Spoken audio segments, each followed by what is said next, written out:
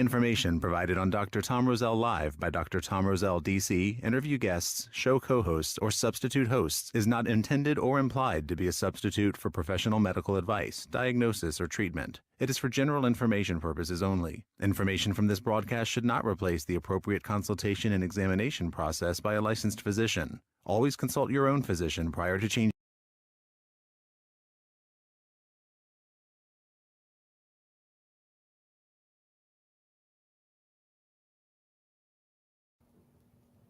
Hey everybody, this is Dr. Tom. Welcome to Asia's Health with yours truly, obviously.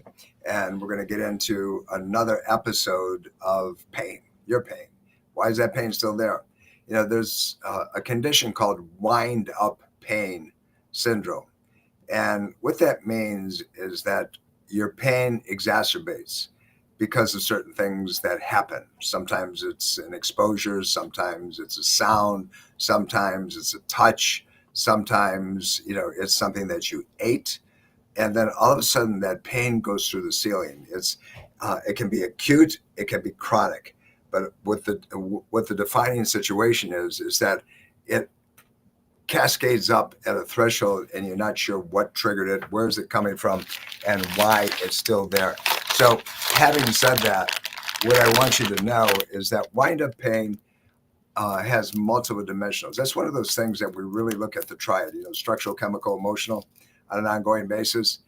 The truth of it is that this wind-up pain is one that can cause people a tremendous amount of depression because they don't know what the trigger is. They don't know how it shows up. They don't know why it's occurring.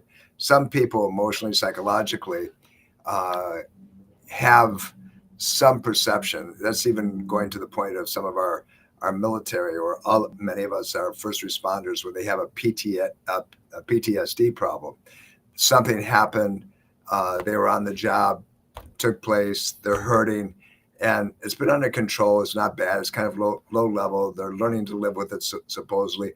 Then they see something that is like that, is similar to it, or they hear somebody on the television talk about a similar situation, and that wind-up pain just gets out of control.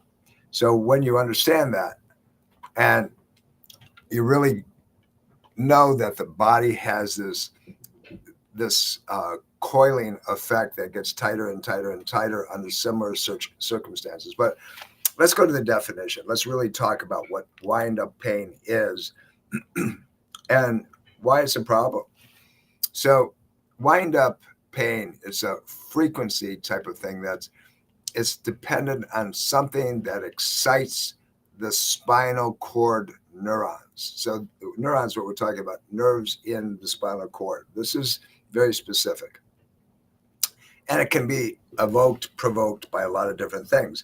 But okay, you say, so what would cause that? So we know that emotions would cause that. We know that chemical insult would cause it. We know that positional situations, sounds can cause it, even a smell, even blowing of air in a very specific pattern.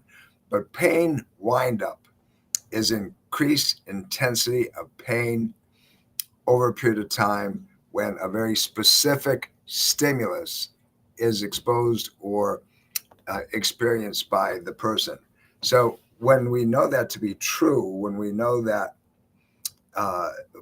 this wind-up pain is real, and it can cause all kinds of impairment, it can cause infirmity to the point where people can't deal with it, and by the way, leading to suicide. Central sensitization is the phenomena, which is what we're talking about. It's a repetitive, constant stimulus of the pain receptors through certain fibers, and it progressively, increasingly causes stimulation to the spinal cord and causing these increased pain experiences. Now, there are certain things that we're looking at relative to this phenomena that has to do with the receptor. Receptor is a kind of an anchoring mechanism, right? Something comes in, it grabs a hold of it and runs with it. And But that's a whole different pathway that's there, and we're not going to get into heavy duty chemistry, but I will on April the 16th at the Roselle Center for Healing on a Wednesday evening. You're invited. Please join us, 6 p.m. The weather's going to be really great. So Dr. Stephanie Pina and I are going to get into it. We're going to start talking about, the perception of pain, what can be done about it, why pain actually persists and exists. And those are the things that you really need to know. Wind-up pain is, if you will, accumulation of a couple of different distinct phases that happen in the nervous system. I think that's probably the easiest way to tell you that. And the first piece is how pain is transmitted through these long fibers that go to the cord. And what happens is that there's a greater sensitization of these receptors, because it's like anything else. Over and over you experience something, the more specific stimulation that occurs, and you end up with this pain threshold that is repetitive. So what we want to do is we want to, first of all, diffuse what it's not and show you what it really is. If you go into, one of my favorite journals is Frontier, and there's a really good article that was written a while back, about 3 years ago now. It's February of 2022. And they talked about the path to discovering wind up and central sensitization pain. So central sensitization, that means the central nervous system and its pathway and interpretation of the brain. Okay. So when you go in and you really look at what's taking place and how things begin to continue to perpetuate itself, you have to say, okay, if that's true, how do we break it? How do we stop it? How do we blunt it down and turn it around?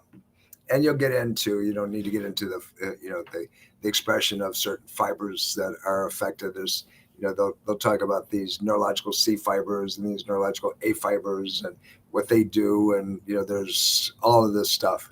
What you really need to know about it is that there's a very specific pathway that has an activation, if you will. And these receptors for these chemistries are located in the cord. And when they're stimulated by events, chemical events, exposures to certain things, the body has remembered what took place in many cases before. That's your PTSD.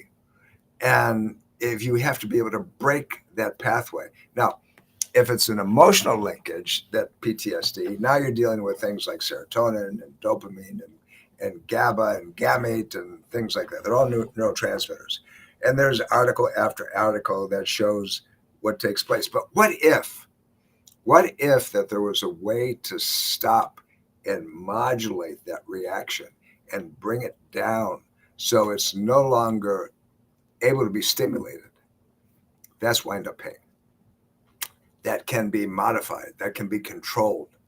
And so, you get something that takes place. Here's an example. Let's say that you were in a car accident and you hurt yourself, and you remember that injury, and there was a lot of pain that came. You had headaches and so forth. And over time, with some treatment, you went to see your chiropractor, you went to see your acupuncturist and so forth. And that pain pattern went away.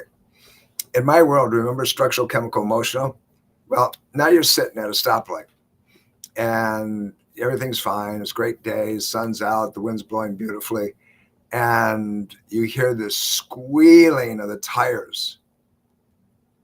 And somebody, not you, gets a little fender bender. Not bad, but it's like, 100 feet away from you. All of a sudden, that memory stimulates your neurological pathway.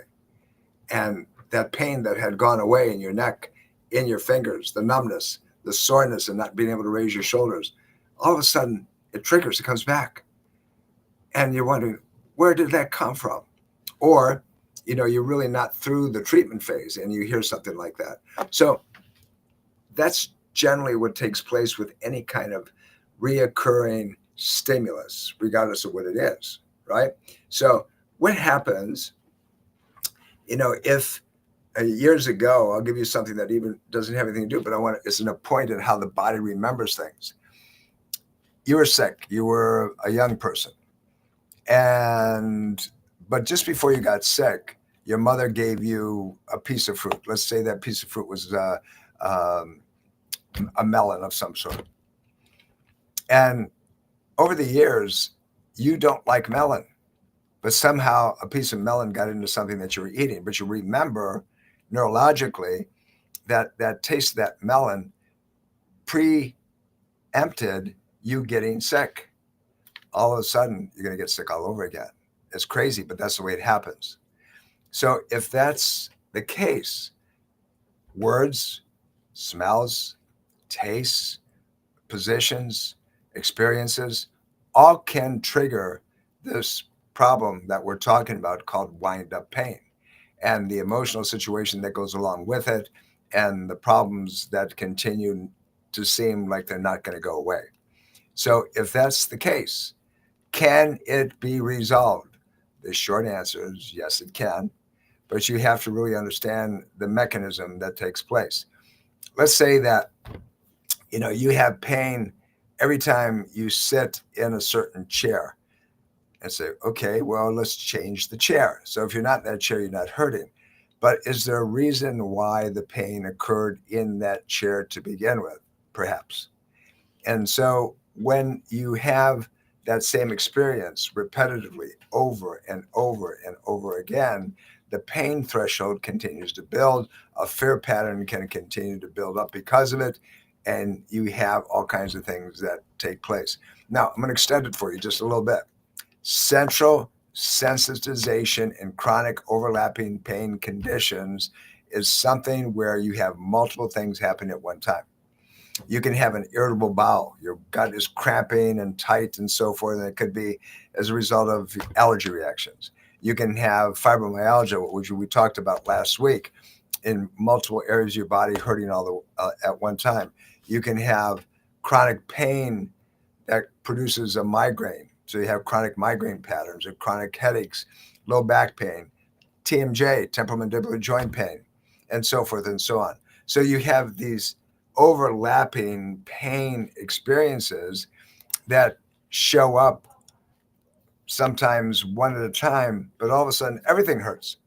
And you have these situations that continue to produce themselves. So there's some conversation, if you will, in the research community that these chronic inflammatory responses, things that cause things like joint space pain and pulmonary diseases and neurological disorders like Alzheimer's and Parkinson's and MS and so forth, they all have underlying triggers. They're not just all in your mind. By the way, none of these things are, but they can present themselves physiologically after some sort of emotional trigger. And if that's the case, you have to be able to control the exposure. You have to control the emotion. You have to blunt the biochemistry that's associated with it. You have to reflexively dumb down the nervous system. So what I'm trying to tell you is that it's fixable. It's not something that you have to live with the rest of your life. It's something that can be made better. And there's a lot of ways of doing it. You can attack it from a biochemical point of view. That helps. But if there's a structural component to it, you have to deal with that as well. If there's an emotional piece, you have to find out what that emotional trigger is and how it continues to react. Now, when I talk about emotional stuff, I'm not talking about, it's all in your mind type of thing. Your body, your memory, your brain, your nervous system, your spinal cord records injury. And what we have to do when we treat it, we have to bring up neurologically, not in your mind, but bring up neurologically the memory of that injury to your body. Once it's there, it's perceived, you can find it, and then you can begin to turn it around the way it needs to be to heal. But whether you have a cancer, or whether you have arthritis, or whether you have Alzheimer's, or there's a neurological something, All of these things can continue to produce similar like situations that express in pain that we call a wind up syndrome. And it just gets worse and worse and worse. And there's some thought processes that is the underlying problem predisposing to these other things. There's a lot of interesting work that's being done in that situation. You can talk about the cardiovascular problem. So somebody has pain all the time in their chest, right? And that pain, oh my God, I'm having a heart attack. Well, there's nothing wrong with the person's heart, but that could be because there's a nerve that comes all the way down called the long thoracic nerve that may be irritated. But ultimately, do we end up with cardiovascular disease? Whatever your mind holds as true, you ultimately will experience just the way it is. Now, what happens if you have arthritic pain? Or what happens if your hands are just stiff and they're not firing? And you say, well, it's arthritis. Now you begin to recognize that problem as a real situation. Again, it's not all your head. It's that your body is manifesting it in a real way. So you have to look at it. Is it psychological? Psychological means is that you have a belief system about something happening. Ultimately, it becomes very specifically real and identifiable. But the wind-up pattern is one that initiates a receptor within the spinal cord to the brain, and you have to blunt that experience. You have to decrease the effect of it. I had a patient that came in the other day and had a migraine headache that just wouldn't stop. And very unusual to have this because she had them years ago and she was treated and they were all gone. So I looked, at her, and sure enough, her upper part of her vertebrae were just locked in a position which was causing pressure on what's called the greater occipital nerve that comes up over the back of the head, and it was just pounding. Well, what we found was that she experienced a similar mild version of what had taken place many years ago, an injury that had happened. And it was very slight. It wasn't a big deal this time. Years ago it was. But now she has this pain because the central recognition, if you will, the central sensitization mechanism was still in place. It's like pushing a button. Now, on the 16th, we're going to get into that. We're going to really show you what takes place. Understand that what we're talking about is fixable. And you need to understand it. You have to really address it from a structural neurological basis. You have to deal with it from a neurochemical basis, and you have to deal with it from whatever triggering mechanisms may be going on in the brain that causes emotional expression. Your serotonin, your dopamine, your GABA, your gamete, and so forth. Those things, if they're out of balance, you're going to have all kinds of weird emotional expressions that you hadn't thought about. So we're going to show you what that's all about. I'm going to talk about them a little bit.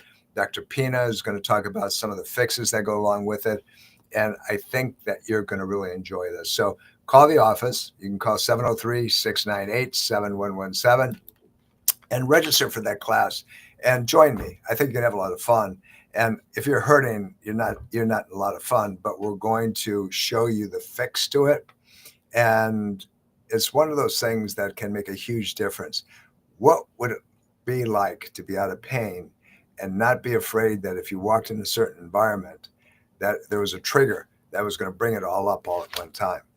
That's your wind-up pain pattern. And it's just like a doorbell. You press the doorbell and there's an effect. So we're going to talk about that presentation. We're going to talk about what central pain is. I'll cover those things. I'll show you what's going to take place. Dr. Pina is a brilliant naturopathic physician, and she's going to handle those pieces. Ladies, those of you who have had menstrual problems that have gone back years, but producing the pain that's there, you remember that pain, and even to the point where you don't want to have a relationship with your significant other because it hurts, it's painful. There's something about that, and it's not grin and bear it. It's finding out what the deal is and trying to fix that. So join us on the 16th and see if we can put an end to your discomfort and whether it's wind-up pain or there's other pain. We're going to talk more about this over the next couple of weeks. I'm going to try to position it so you really understand it, and I'm going to give you a couple of things that you can do about it even before you see us. Having said that, we'll join you next week. Remember that we're doing these programs to educate you, to give you the tools to be able to handle your life, live well without pain. I love you all. Have a great day. Take care of yourself. Bye.